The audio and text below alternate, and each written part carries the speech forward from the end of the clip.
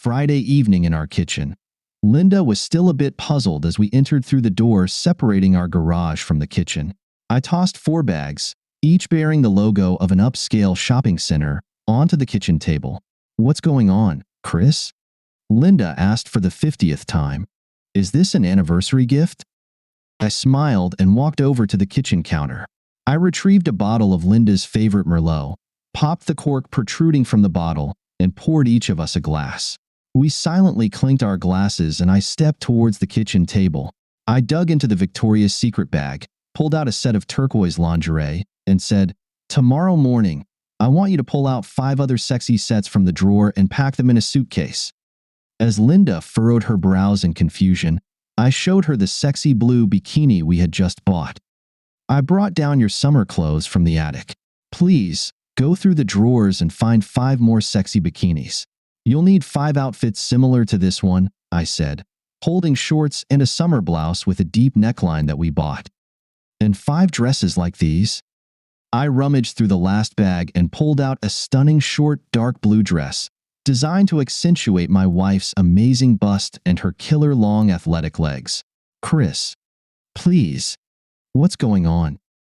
We're leaving very early on Sunday morning, flying to Miami and heading straight to our cruise liner for a 6-day cruise in honor of our anniversary. "Happy first anniversary, darling." But, what about work?" "I arranged it through Mary a month ago. You're on vacation, my love." Linda squealed and threw herself into my arms. Her hands wrapped around my neck, and her legs tightly hugged my waist. As my hands clasped the 2 most perfect cheeks ever created by God, Linda pressed her lips to mine and plunged her tongue into my mouth. Linda was beside herself with the surge of sexual energy. She thanked me by completely emptying me. Sunday morning at Bradley Airport, we settled into rather spacious business class seats and prepared for the first leg of our vacation. Linda turned to me and said, "I can't believe I let you convince me to leave the phone at home. We're on vacation, babe. Let's forget about Connecticut and just enjoy each other for a few days.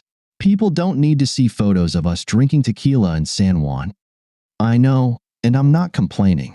Just promise to check your phone for any emergency messages every morning." I replied, "I said I would, but my phone will remain off until the end of each day."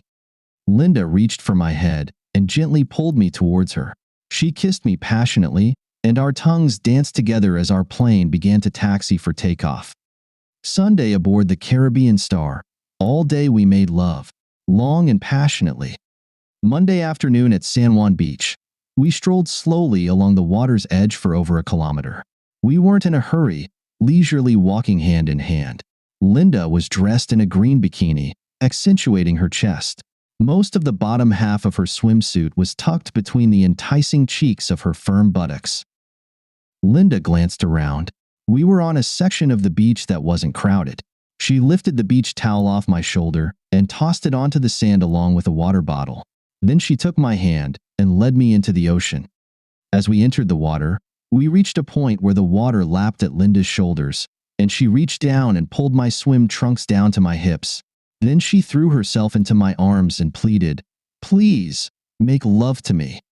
I placed Linda's hands on my shoulders and wrapped my arms around her buttocks, lifting my wife onto my waist. We spent almost an hour making love in the salty water.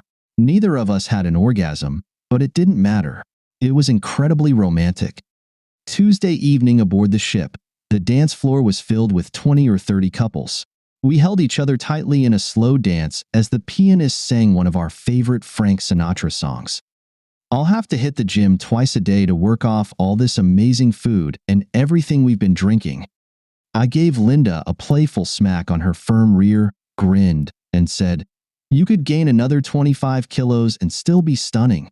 Don't worry and enjoy the remaining few days." Wednesday morning at dawn, I smiled to myself, looking at my sleeping wife lying naked next to me. We shouldn't have bothered packing her sexy lingerie, I thought, as we slept completely nude every night. Linda's body is beautiful. Over the past 3 days, she had acquired tan lines, and they looked damn sexy. The top of each breast was beginning to bronze, while the underside remained white, except for a hickey I left beneath her right nipple. Her stomach was flat and toned from hours at the gym. I got out of bed without disturbing Linda and headed to the bathroom. After finishing my morning routine, I sighed and turned on my mobile phone, which was in silent mode, so any notifications, beeps, or calls wouldn't disturb my sleeping beauty. Like the previous 3 mornings, the phone was buzzing with messages. I quickly skimmed through 38 text messages and deleted each one. Aside from the number of emails, I checked a few related to work and one from my lawyer. The rest I left untouched. My voicemail was completely full. I went through each message, deleting all with the same urgent demand for Linda to call home immediately. Thursday afternoon in Nassau. Over the past few days, we had met with Jerry and Ellie, as well as Roger and Sue, a couple of times. Each couple was several years older than us. We bumped into them while looking for food in Nassau. Together, we found a nice beachside burger restaurant. The chairs surrounding our table were swings hanging from the ceiling by ropes. I sat in the middle on one side, next to Ellie and Sue. Linda sat across from me, surrounded by Jerry and Roger. We spent a very pleasant 2 hours, eating, drinking, and talking about our lives. When it came time to settle the bill, Ellie asked us, "What are you guys doing tonight?" "We have dinner booked at a nice steak restaurant on the ship," Linda replied. "We haven't decided what we'll do afterward, but we were thinking of going to a comedy show. We heard it's a really good one. We won't be offended if you decline, but would you like to have some fun with us tonight?" Roger interjected. "We're swingers and would be happy to share our spouses with you." Both couples watched us expectantly, I must admit. I was a bit shocked and tried to formulate a polite response when Linda spoke up. "Thank you for the offer, but it's not for us." She reached across the table, took my hands in hers, and continued, "I can't share my man." Both couples understood this gracefully, and we spent another hour with them, shopping in the tourist area and finally returning to the ship together. Friday afternoon aboard the ship, when the poolside bartender brought drinks to Linda and me, Linda asked, "You seem a bit off. Are you sad that the vacation is coming to an end?" I took a big sip of my fruity rum drink and nodded. "Tomorrow we'll return to reality and all the crap that comes with it." Linda stood up from her chair and playfully punched my shoulder. "Hey, knock it off. Our life isn't crap. Everything's fine, babe." After a few seconds of silence, Linda spoke up. "I've been thinking about something." She glanced at me to ensure she had my attention before continuing. "I know we initially decided to wait a few more years before having a child. Do you think it's possible to discuss changing the timeline?" I smiled at my wife and asked, "What's the reason?" "I've been thinking about having a child for a while now.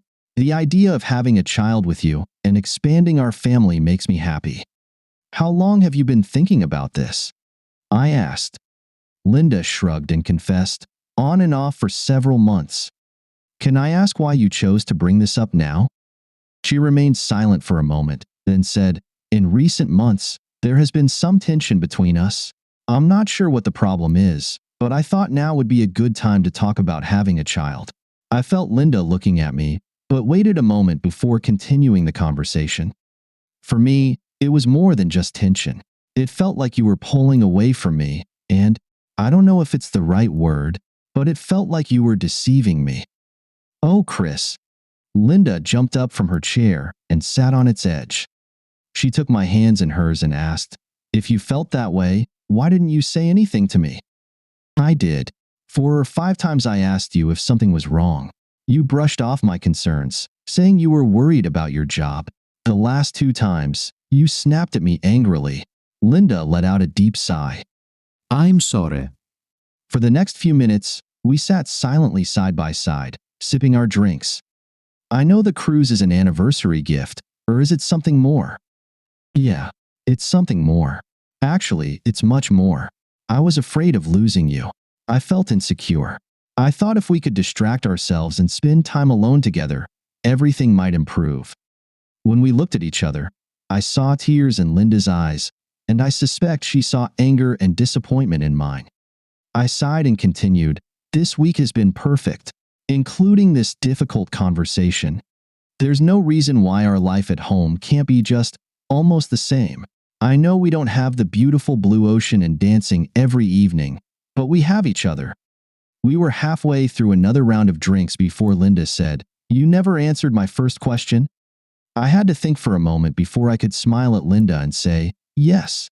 When we get back home, we can talk about having a baby. But for now, let's talk about other things." We never made it to dinner on the last night of our cruise. We spent the whole night naked, sweaty, and covered in our juices. Saturday evening in Connecticut, as our car veered off I-91 south of Bradley Airport and headed west on I-84 toward West Hartford, Linda asked, "Where are we going?" "I want to end our vacation in style. We're having dinner at a steakhouse." "Oh, Chris, that's so sweet." Linda leaned over and kissed me on the cheek. "But I'm tired. Can't we just go home and order in?" "Dinner at Fleming's will be the highlight of our vacation." We both chuckled, recalling the milestones we had set over the past few days. "I have something special for you." Linda looked worn out and, I suspect, irritated, but she didn't complain or object further. I arranged for a separate table at the back of the restaurant. We settled into a booth with a high back in the corner, and decorative foliage was strategically placed to provide us with additional privacy. After our drinks were brought and we raised a toast to each other, I said, "I promised we could talk about children once we got home." Linda's eyes widened, and her smile grew wide. "Really? Do you want to talk about it now? Can you think of a better time?" Linda leaned back in her chair and fought back tears that were about to roll down her cheeks. I took a sip of bourbon and continued, "I never, ever before, hoped you would have kids." While Linda looked at me in complete bewilderment, I nodded to the gentleman who had appeared nearby. He approached and asked, "Are you Linda Harrington?" And she nodded. He continued, "You've been served." The gentleman placed a manila envelope on the table, positioning it in front of Linda, and concluded with a wish, "Enjoy your dinner." Linda visibly trembled, her eyes darting between the envelope and me. "What's going on, Chris? What the hell is going on?" "I filed for divorce, and I hope your 4-month affair with Kyle Jackson is worth it because it ended our marriage." "Oh my God. Oh, Chris.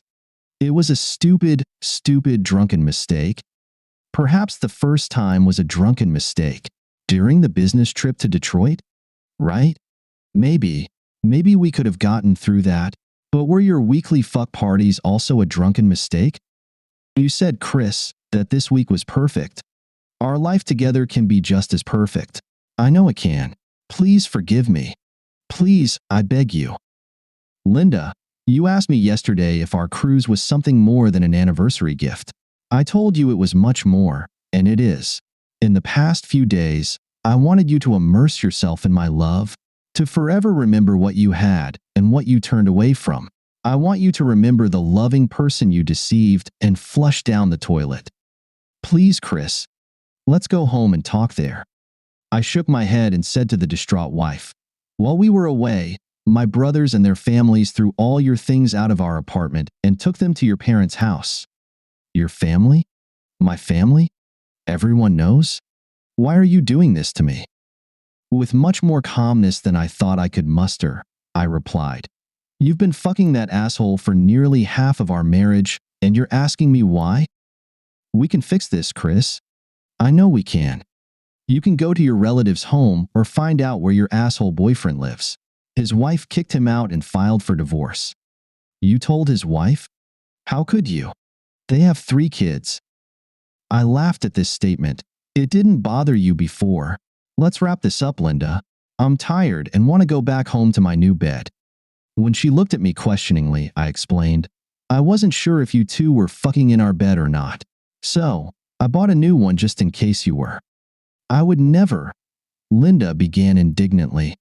I think she realized how silly her denial sounded, so she didn't finish her sentence. "All right then, hire a lawyer and review the contract. It stipulates a 50-50th split of all assets, except the apartment. It was mine before we got married. You have 2 weeks to sign the papers. And if I don't? If no? Remember a month ago I asked you for your social media password?" Linda nodded. "When we were leaving for the cruise in the morning, I accessed your account and changed the password. You no longer have access to your account.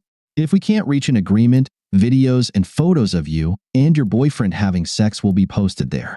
Everyone will see how you treated me. Once you sign the papers, I'll return the password." I took another sip of bourbon and finished my drink. It took me a second to chew on the almost melted ice cube, then I continued. "There's a taxi waiting outside to take you to your parents if you want to go there. I'll take my car, which is parked for me in the lot." I stood up and threw $100 bill on the table. Looking at Linda crying, I said, "I loved you with everything I had. It's a pity it wasn't enough. Please don't call me. Don't email me. I don't want anything from you except to leave me alone." I turned and hurried out of the restaurant before tears could come to my eyes.